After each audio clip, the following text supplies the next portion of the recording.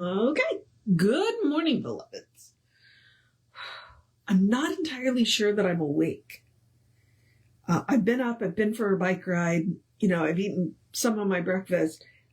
I'm just not functioning on all cylinders today. Like my brain is just like, nope, it is checked out and it has no interest in dealing with it today. I don't know.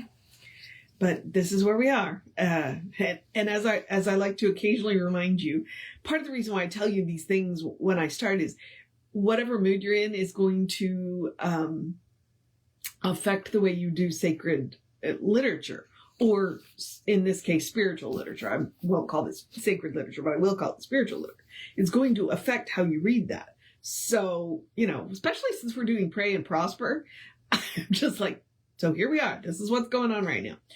Let's do the housekeeping and then we'll get on into this, because I like the fact that we're starting with shifting the burden, because I think I could use that today. All right. Apologies. It is my major allergy season. The ragweed is blooming beautifully.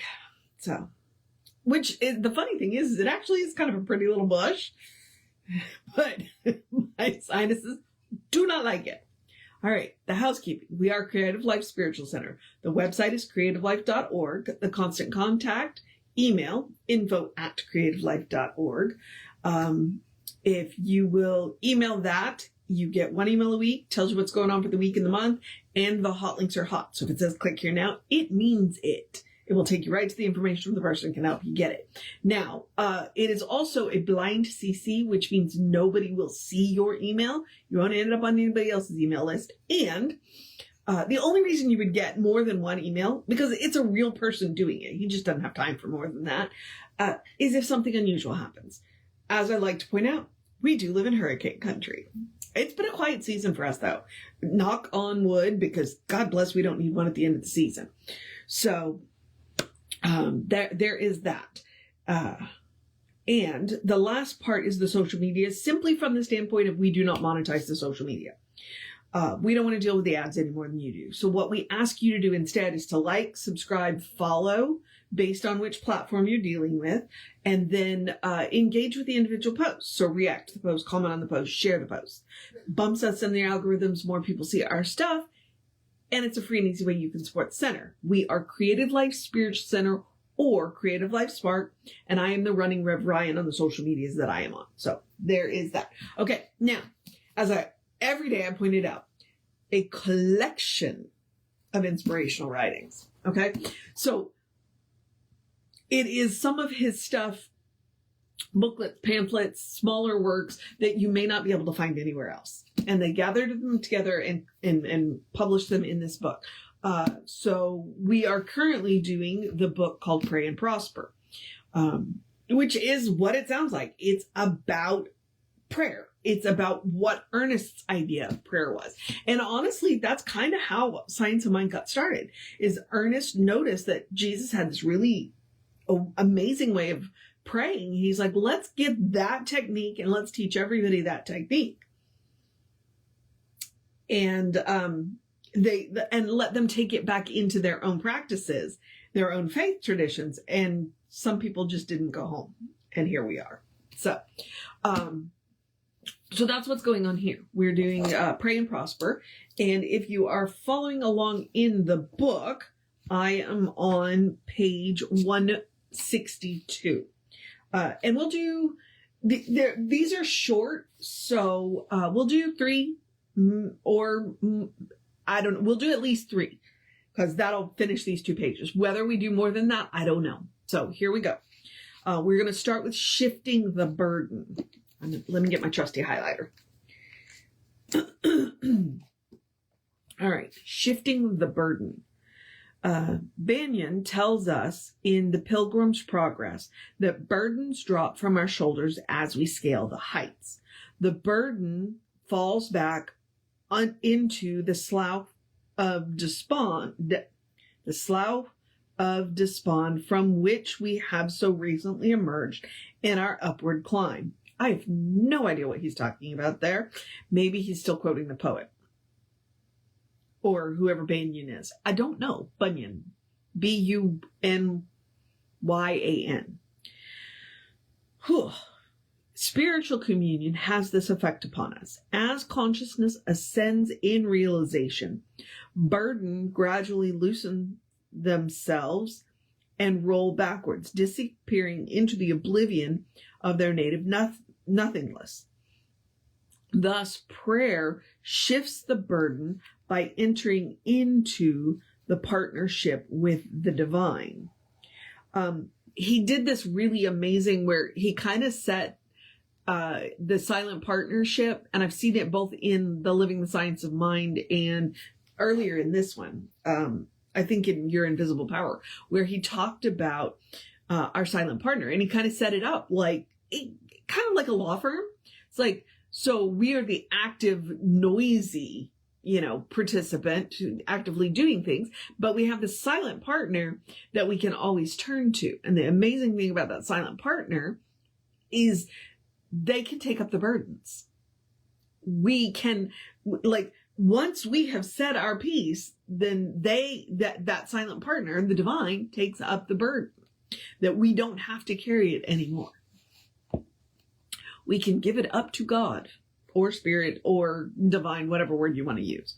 Prayer ties us to a power that is able, ready, and willing to fulfill every legitimate desire, to bring every good thing to us, to do for us even more abundantly than we have expected.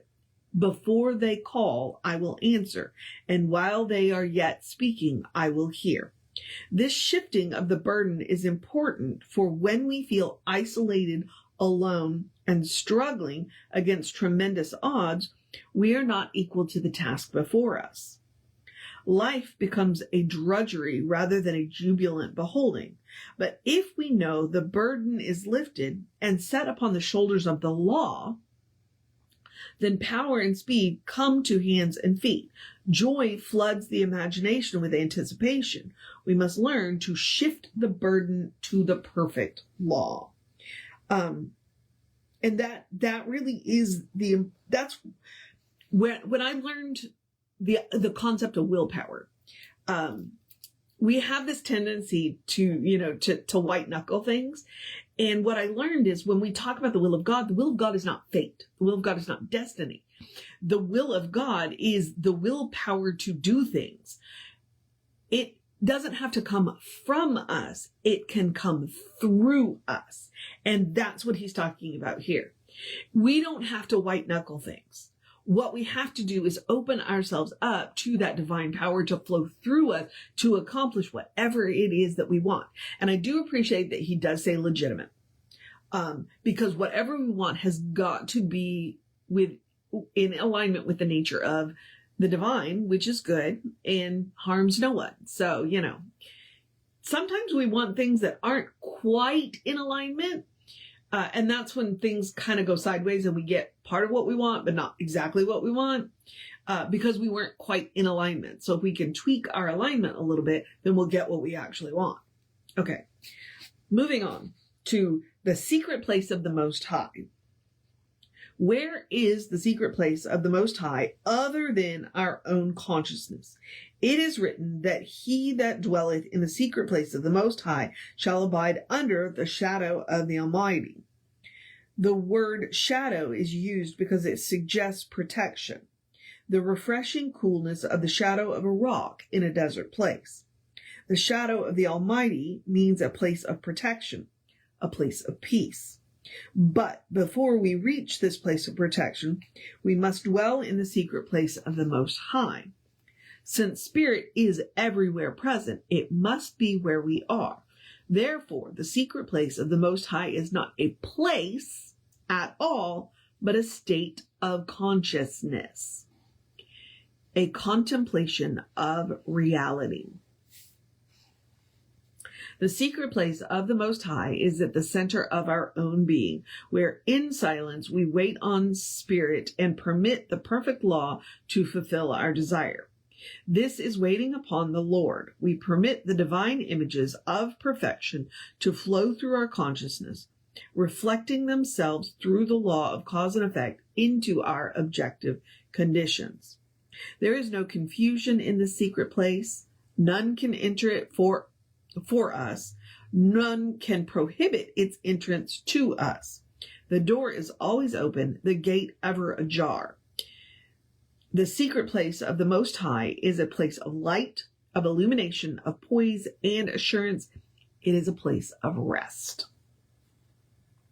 And I think my favorite part of that is none can prohibit its entrance to us.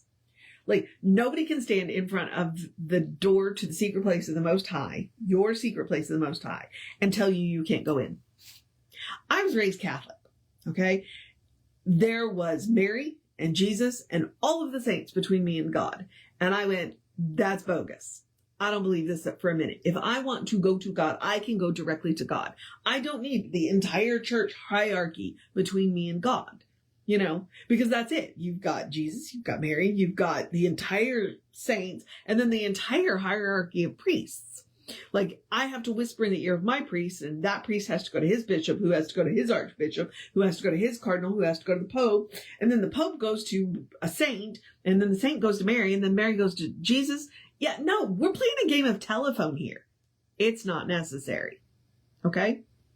No one can prohibit you the entrance to the secret place of the Most High. That's it. Okay. Let's do this one. Prayer as a transforming power.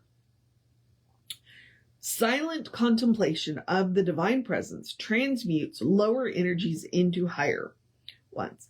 This transmutation of the lower into the higher, a quest of the alchemists of old, is now recognized in science, in the science of psychology. It is called sublimation.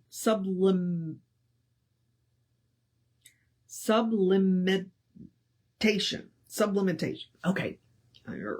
Which means transforming chaotic energies of the psyche into constructive outlets of self-expression. If this can be done on a psychological basis, how much more certain is it that the transforming power of spiritual vision will transmute every negation into a positive affirmation? Prayer can convert disease into health, poverty into wealth, misery into unhappiness. It can transmute our beliefs in the devil or evil into a picture of an angel of light, a guardian angel ever protecting us, forever going before and preparing the way, forever making perfect, plain, and immediate the way, forever announcing, I am the way, the truth, and the life. This transforming power of the silent communion is manifest as our spiritual vision looks up, not down. All right. The transforming chaotic energies of the psyche into constructive outlets of self-expression. I rather like that. And that is the purpose of prayer. Prayer is not to, prayer doesn't change God. Prayer changes the prayer. Whoever is doing the praying, that is who prayer is changing. Unless, of course, you are praying for somebody else, but still, because in science of mind, the rule is we treat ourselves. I am knowing the truth about you. So I am changing my mind about you. And I am holding the space until you can do it for yourself. The only person prayer changes is the prayer. Okay? So I like that it's changing the chaotic energy into constructive self-expression. That makes perfect sense to me because I am chaos walking frequently. It's just the nature of who I am. And that is exactly what prayer does for me, is it allows me to settle down, sort out the chaos, and align it into something constructive. Prayer is not the only thing that I use to do that. I do meditation and other things that do that. But that is a beautiful description of what prayer can do. Prayer doesn't change God. Prayer changes you. All right. At this point, I think I'm just going to stop with those three. And what we'll do is we will pick up tomorrow with the word of power. So It's deep and it's rich, and they're short, but they're deep and they're rich. And I don't want to give myself too much to think about. So, there we are for that today. Okay. So thus endeth the lesson. I have no idea where I got that from. It's kind of funny though. And I enjoy it. So hopefully you do too. So now I'm going to encourage you to have a great day, a wondrous day, a fantastic day. A great day, a wondrous day, a fantastic day, a magical day, an enchanted day, a wonderful day, an awesome day, an amazing day, a take care of yourself day, a take care of business day, a do what you gotta do day, a you got this day, a cuddle your fur babies day, a drink plenty of water day, a be aware of the heat day. The mornings are cool. It's still hot in the afternoon, so be aware of that, at least here. And if you live where KT does up in, the Northeast, take a jacket day. Or where Connie does in Washington, again, take a jacket day. Have a good sense of humor day. Transform that chaotic energy into constructive self-expression day. Take some time to speak your word day. A shift the burden day. Well, we'll end with that one. A good day, and if that is too much pressure, because occasionally it is, I get it. Simply have a day. You are enough, just as you are. You are a beloved expression of the divine. You are a brilliant light, a divine spark, spirit in motion, God in action, a beautiful masterpiece, and a work in progress at the same time, at your own pace. My favorite part of the sentence. And as Reverend Jesse likes to call us, you are a godly. So, explore the truth of your being. Get to know who the divine knows you to be. Because the divine knows you to be good, and from there, anything is possible.